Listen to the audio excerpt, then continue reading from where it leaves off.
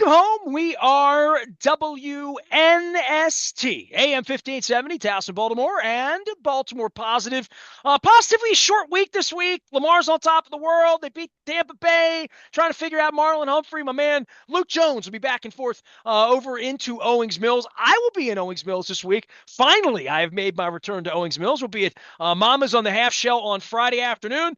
Giving away Raven scratch-offs. Come on by, have an oyster with us. My man Finn's going to be there. It's all brought to you by our friends at Liberty Pure Solutions. 1-800 Clean Water is the way to make the well water clean water. They also do a lot of plumbing. Our friends at Curio Wellness and Far and Dotter, of course, sponsoring our 26th anniversary around here and our oyster tour, as well as the crab cake tour brought to you by Jiffy Lube Multi-Care. This guy has covered a lot of bad football, some better baseball, and certainly some basketball. He's one of our defending champions. He is right or wrong fan.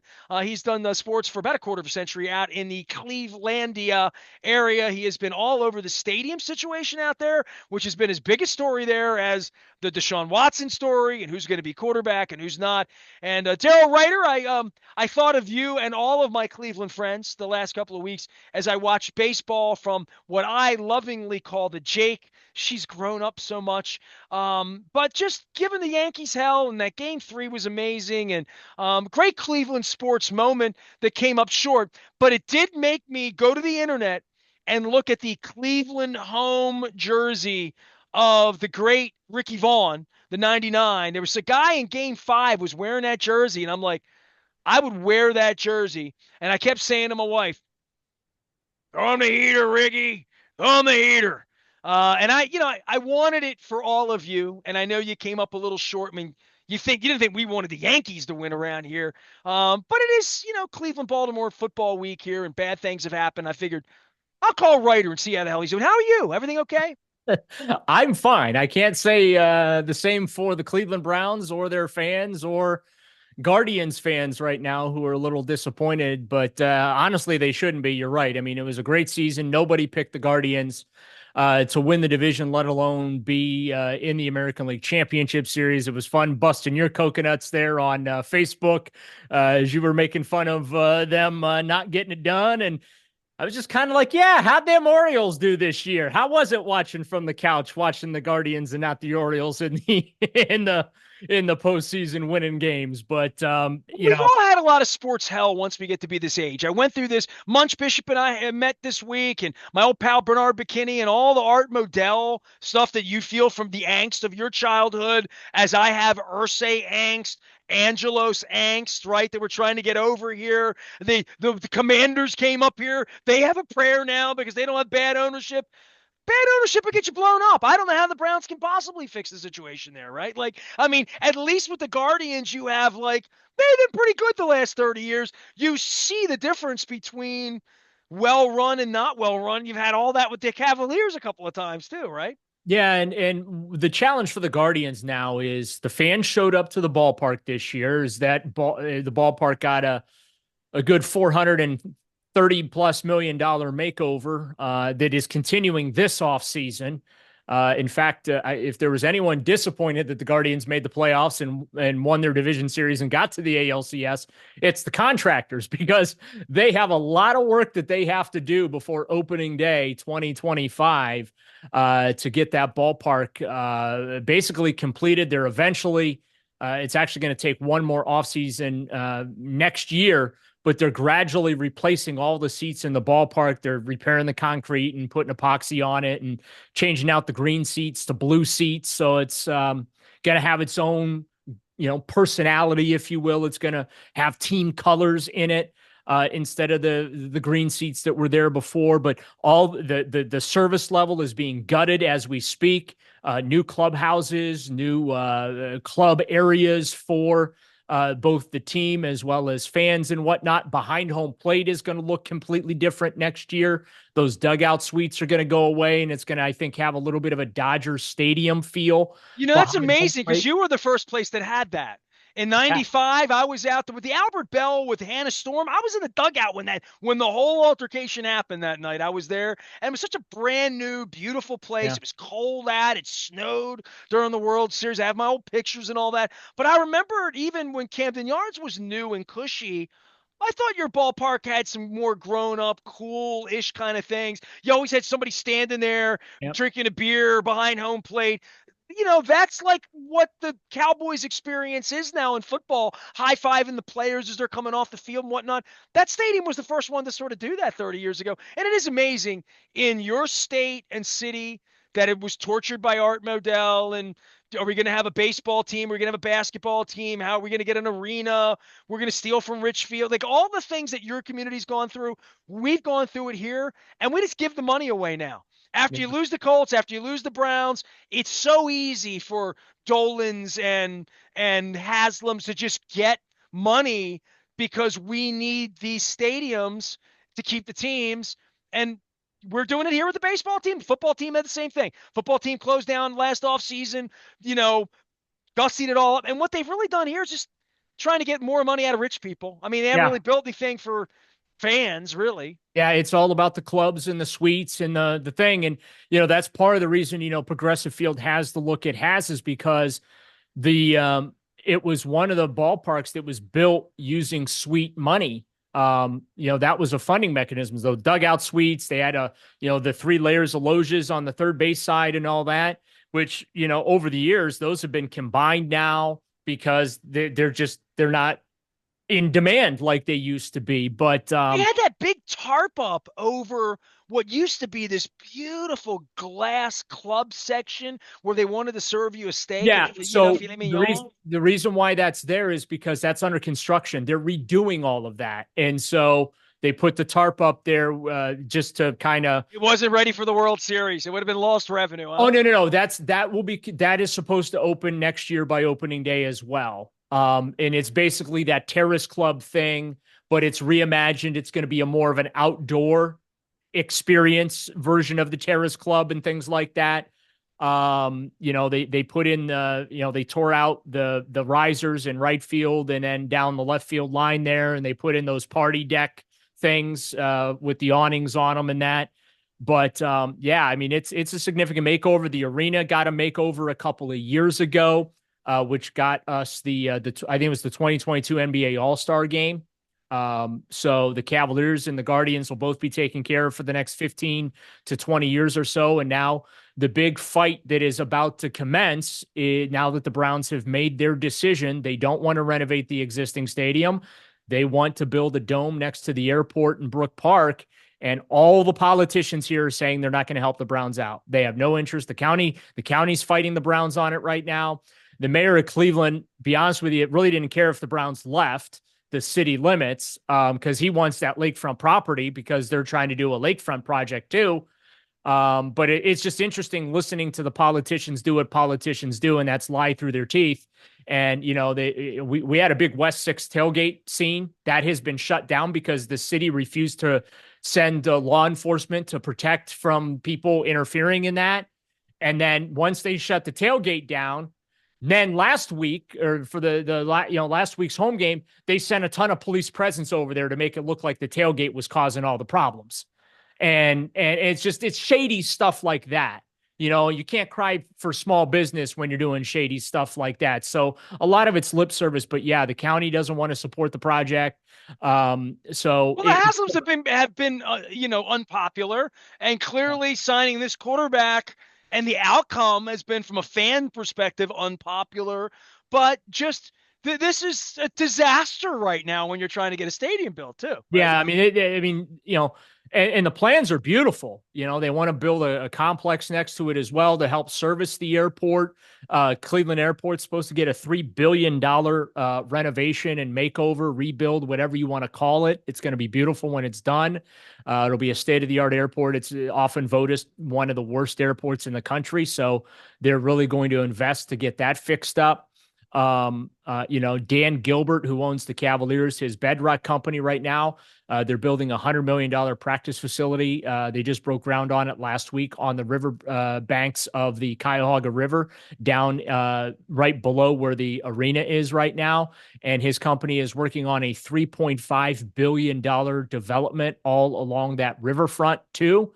Well, So he's Mr. Detroit, right? I mean, that's yeah, what he does, right? yeah, Literally, yeah. exactly. And so there's a lot of really great stuff about to happen in Cleveland, but the Browns are kind of taking center stage with this, project in Brook Park that they finally decided that they want to do, and now they're getting all kinds of political resistance, and we'll see what that ends up being. But the Browns don't want to be on the lakefront anymore. You can't get to the stadium. It's the stadium's in bad shape. It's $1.2 billion just to fix it up and make it last another 15 years. There's talk about closing the lakefront airport here in Cleveland. The city then was like, hey, what if we renovate your stadium, close the airport, and you build the new stadium on the old airport site? And the Browns are like, yeah, that's going to be like, instead of the $2.4 billion that you're clutching your pearls, that's going to cost to build the dome in Brook Park, multiply by 3 or 4, and that's what that whole project will cost. So how are you going to pay for that if you don't want to pay for this particular project? So again, a lot of it's a lip service from the politicians right now. So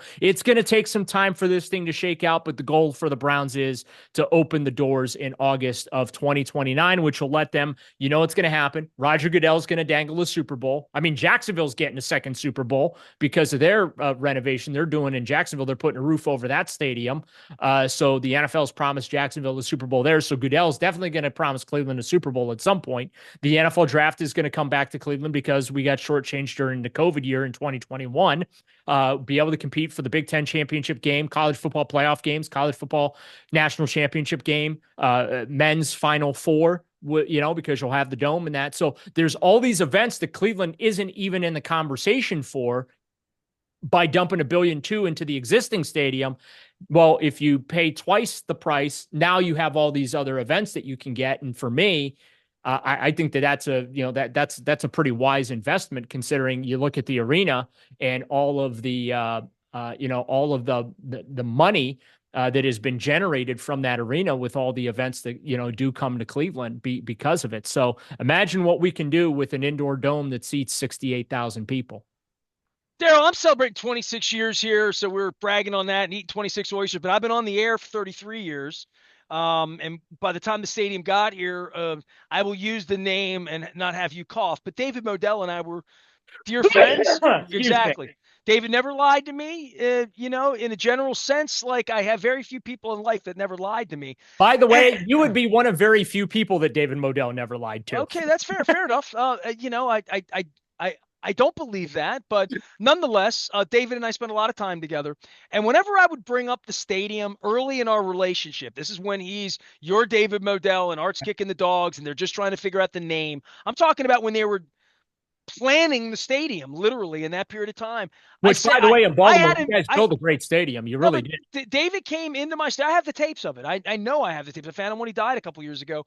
And I beat him up pretty good first time in, saying, you got to build a dome, dude. How are we going to get Billy Joel? How are we going to get Jay-Z? How are we going to get a Super Bowl? How are we going to get a Final Four? Build a dome, build a dome. And David was, the cigar, we're never going to have a dome here. They didn't, but all these years later now, you think it's a good idea because of all the reasons that I thought 30 years ago it was a good idea.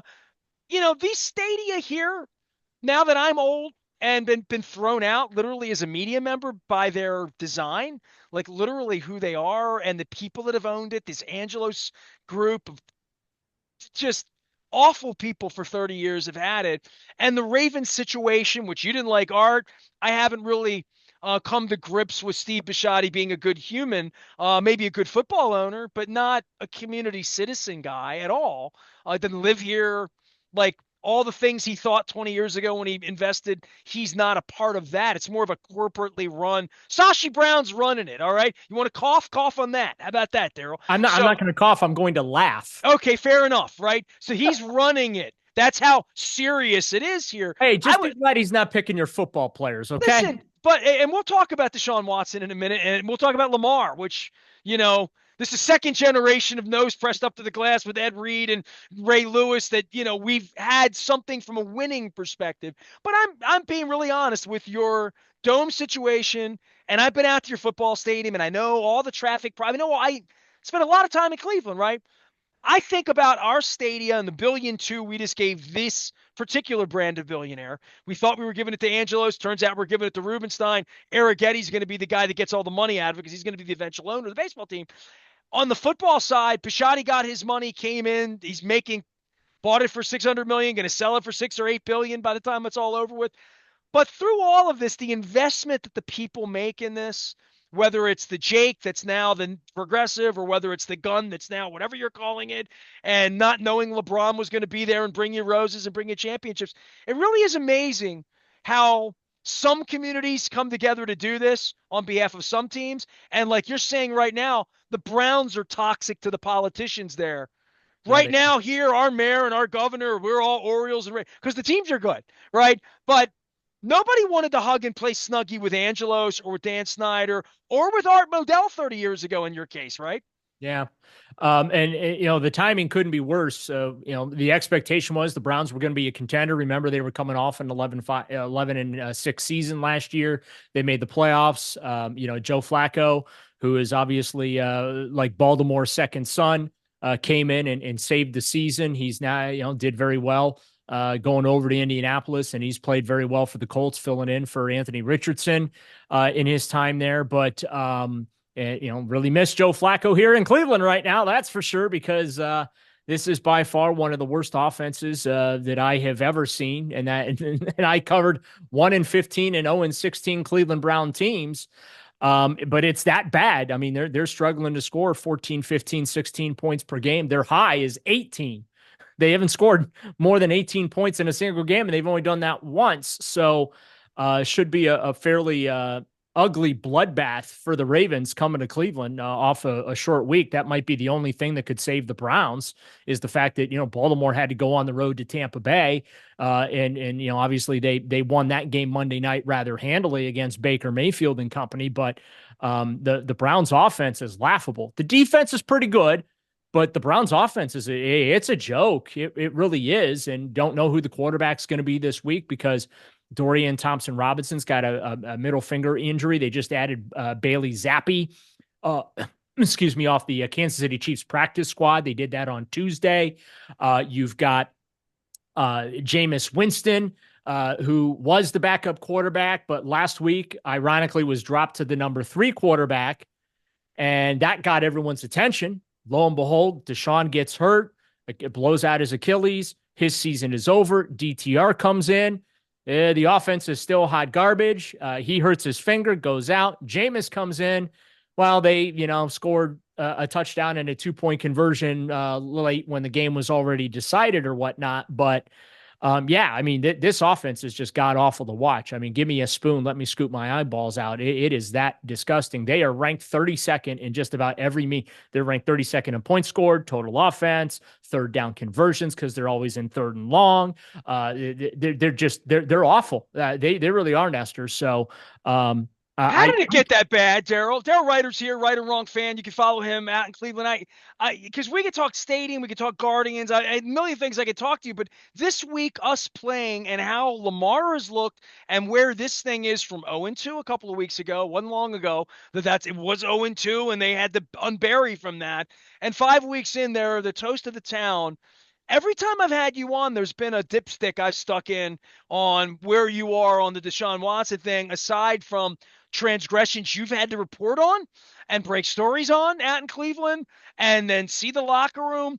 But you were of the mindset of he can play. He's a talented quarterback if they can put him in a room and bubble wrap him and have him play football and concentrate on football and be healthful in doing that. You believed he could play a little bit. I don't know that we were at that belief point anymore, right? Yeah. Oh no. It was basically me talking myself into understanding why the Browns did what they did. But no, he can't play. He's terrible. Can't play. He's horrible. I mean, it just like, I think there's a chance he played his last down for the Cleveland Browns in some respects. They may have to go with a 52-man roster for 2 years, even though his contract is guaranteed. But, less than 64% completion percentage this season, 5 touchdowns, 3 interceptions this season. He hadn't thrown for 200 yards in a single game this season. No, he can't play anymore. He doesn't have it. And so when you have settled more lawsuits than you have been responsible for touchdowns in your career with the Browns, or in games played with the Browns, I mean, that's a big problem. And the organization asked their fans to look the other way for the off the field accusations and transgressions, and a lot of fans did. There is a segment of fans that did not, and that were telling me, hey, I'm done with the Browns. I'm not buying another ticket, not buying another jersey. I'm done with the team. I'm so disgusted by the trade that they would bring this man into this community, et cetera, et cetera. But let's be honest about it, Nestor. As we know in the NFL, your your success, your talent breeds the tolerance amongst fans as well as the organization when it comes to off the field misdeeds. You with the Ravens have seen various players over the years have their issues off the field, but as long as the Ravens were winning and those players were playing well, it was easier to turn and look the other way when those situations would pop up. And so here in Cleveland, it's been a combination of you ask the fan base to compromise their moral high ground to root for this guy and still root for the team. Well, the trade-off was supposed to be he was the missing link to get the Browns to a Super Bowl or at least to compete for a Super Bowl. And he was going to come here and win and he was going to play well. Well, he's done none of that, Nestor. None of it. Let alone been available. Now, injuries aren't his fault. Of course, last year he got hurt against the Ravens, or at least we think he got hurt against the Ravens when he suffered that broken glenoid bone. But this is the third straight year that he's been with the Browns where he will not play a half a season for them. Not even a half a season. He played 6 games his first year because of the 11-game suspension settlement with the league. He played 6. He missed the final 8 games last year. He missed 3 more. So yeah, 6 games he played last year as well due to injury, and now this year he appeared in 7 games, and he's going to miss the rest of the season due to injury. So it just might be high time for the Cleveland Browns to just bite the bullet on the remaining 2 years and 100 and or no 90. I'm trying to do the math in my head. Well, he's 92. collected well in excess of 150 million, correct? No, it's 3 times 46. So he's around 138, something like that, 138 million he's taken home. He's owed now $92 million over for 2025 and 2026.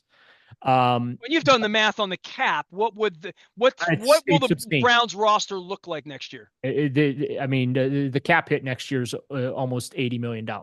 And the following year, it's almost $80 million. So they're going to have to do the restructure and all that kind of stuff. So there is no eject button here for the Cleveland Browns. I mean, they bought the farm, and so they got to eat the rotten vegetables that are remaining. And that's the way I look at this Deshaun Watson situation.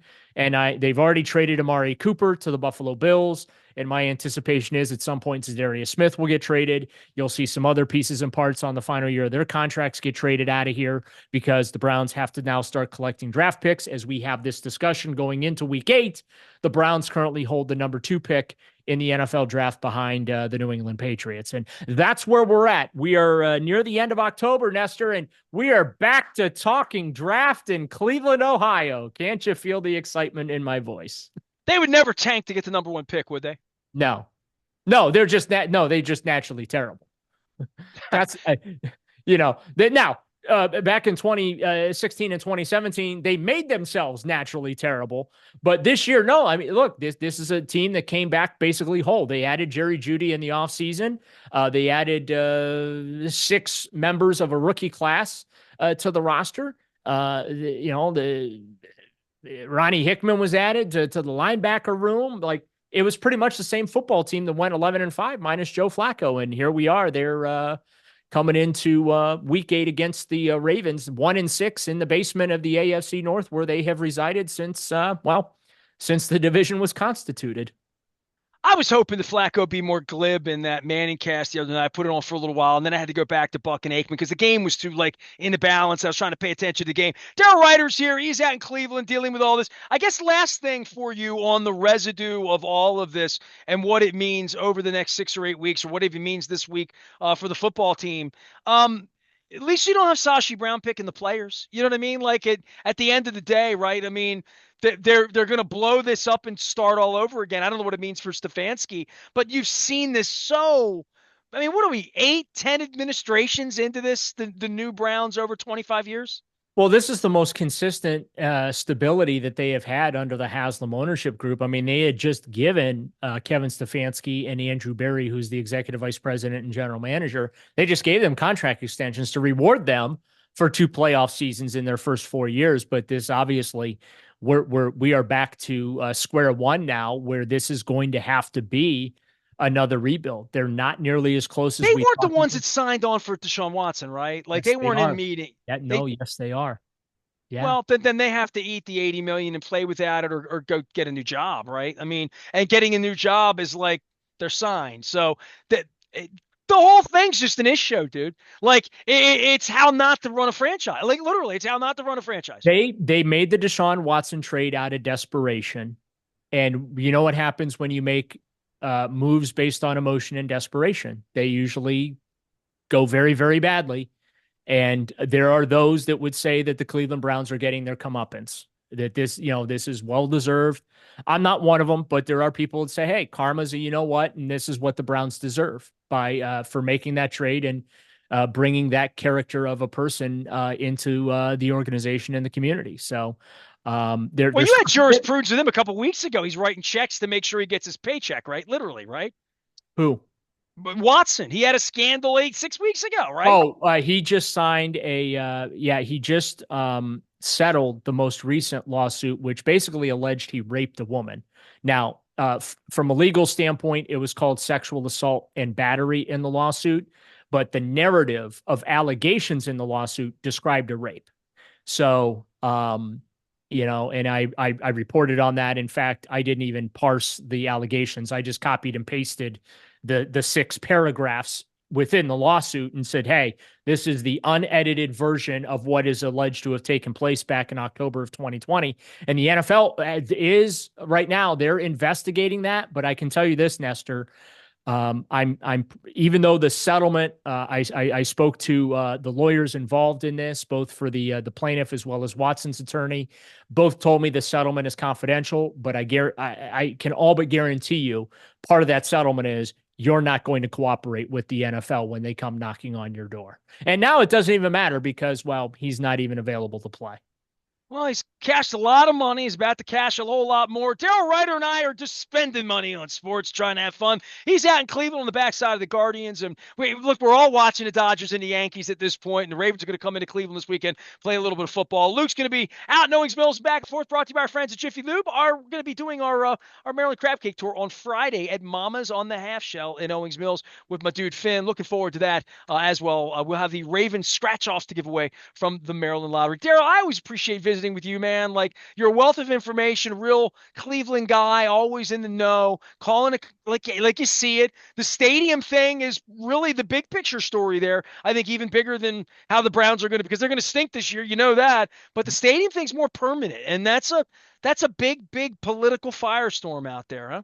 Yeah, it's going to be, and it's just begun. At least now, the team has made the decision about what they want to do, and so now the political posturing over that project that's proposed in Brook Park will take place, and we'll see how that shakes out. It's probably going to be at least a year or so of back and forth with the politicians to get a plan in place to get the Browns, in a new stadium come the 2029 football season. Well, if there's any evidence that I was ever at the Crazy Horse in Brook Park, I was not. And the AI is not real, and none of it happened. Well, the Crazy Horse, and actually, no, the Crazy Horse, I think, is the last lone standing establishment on Brook Park Road. Still They, there? yeah, yeah. So that Oh, wow. I didn't even so make that up. Memories and Gales are gone. for your listeners, what Nestor is referring It's a to is ballet. that area that he's It referring was to. in the 90s. It used to be the There's a big Ford plant right there. Yeah. well, that's where the stadium's going to go, is the Ford plant. But down the street from the Ford plant was the adult entertainment district in Cleveland. Well, the Brook Park mayor of years past has since gotten all those businesses, with the exception of 2, shut down and replaced by car dealerships. So now Brook Park Road, instead of being the adult entertainment district of Cleveland, it's one of those, what do they call those? Auto Street or whatever. District, yes. Yeah. So one of those car dealer districts or whatever. So sorry, but yes, I do believe that the Crazy Horse is still standing. And this weekend in your trip to Cleveland, you can stop by and pay sugar and spice your compliments. Listen, you have great dining experiences there. You have great chefs like Michael Simon. You have great history there. Michael Stanley, rock and roll, great comedy. Drew Carey, just all the things you have. But in Baltimore, you think of crab cakes. There's another thing here called pit beef. I don't know if you're familiar with this. Write this Oh, down. Pit beef in Baltimore is like a thing. Okay, it's a Guy Fieri. It's a thing. All right. We only do it here. It's only done one way. It's only really done one way. No disrespect to Costas or any of my sponsors that serve a pit beef sandwich. There's a place called Chaps, and it happens to be in a very similar parking lot to the Brook Park Crazy Horse experience. So people always say Cleveland and Baltimore were a lot more similar than you think, but I'm still not eating that ballpark mustard. I'm telling you, I'm not eating it. Daryl Ruiter is here. He is out in Cleveland. I am Nestor. We are getting ready for Browns and Ravens. We like to have fun around here. Always good to see you, Daryl. I'm Nestor. We're WNST AM 1570, Towson, Baltimore, and we never stop talking Baltimore positive and Cleveland mustard, pit beef sandwiches, and stuff nobody else talks about.